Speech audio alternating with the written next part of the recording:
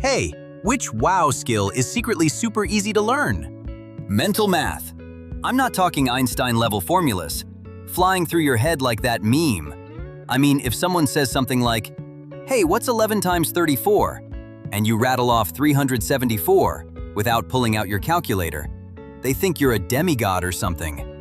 But there's just lots of simple tricks, and once you learn the tricks, it's cake. I've found breaking it down helps a lot. With mental math, 10 times 34 is easy. You just add a 0, so you get 340.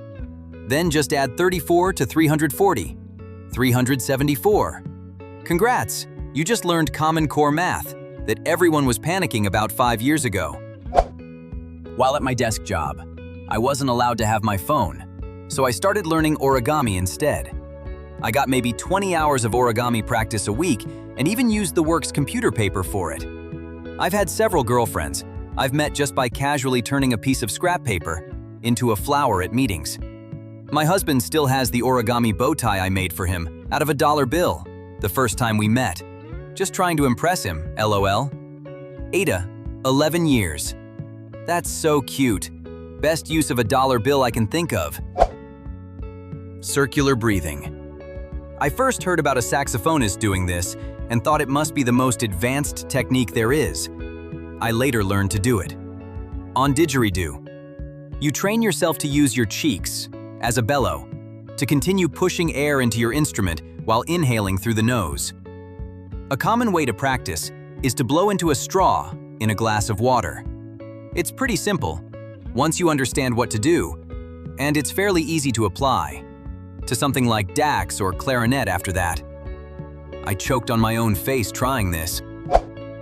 For me, it was lockpicking. Was always impressed by it, and then I learned it and realized how really insecure most padlocks are. It gets worse.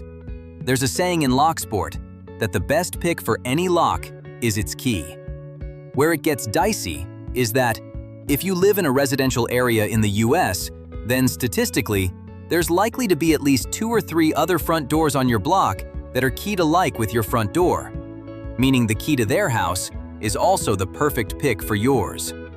For a long time, nearly every taxicab in NYC used the same door and ignition keys, as did every cop car in NYC. In office buildings, with a locked box of keys in the secretary's office, for every cabinet, utility room, etc. in the building, often as many as a third of the keys in that box will be the same key as opens that box. If you can get into the key box, then you don't need to. Just use the key box key to open the supply cabinet directly. The amount of stuff being keyed alike in the US is ridiculous. Learning the sky. Both day and night, anywhere on Earth, day or night. Using the sky, I know the cardinal directions. I know most constellations. I know what most of the fuzzy patches visible, to the naked eye, are in the night sky, and can explain them to people. I can give a basic weather forecast by looking at cloud types, as certain clouds are formed by certain effects. This is not a difficult skill. I was doing Nightland Nav in the Army, using a digital navigation tool, about 12 years ago, and it died. After I found enough points to pass, if I got back to the start on time, I asked my proctor if the machine dying was a valid reason to pull my backup compass and map to get back to the start point. No, the only tool you can use is that one. If it's dead, you're SOL unless you can fix it. Sorry. I looked up, found the dipper, and told him, well, I know we were southwest of the gravel road when it died, and the gravel road meets the main road, somewhere to the east, and the North Star is there, which means if I go that way, I should find the road. Do I need to revive a dead battery or find my next point? He said, if you can find it using the F-stars, you pass. I passed. I learned how to make basic balloon animals and swords in a few hours. And now all the kids at family parties love me. My trick is knowing how to make balloon dogs, but acting like I can make anything. So people request anything other than a dog. They still get a dog, lol. If you can make a dog, you can make a lot of animals, just by changing the shape a little bit though. Giraffe? Extend out that neck balloon. Elephant? Make the nose long. A F. Horse, zebra, etc.? Make them legs longer. Basic clothes mending and altering. You don't even need a sewing machine, for a lot of it. In the same vein, basic electronics repair.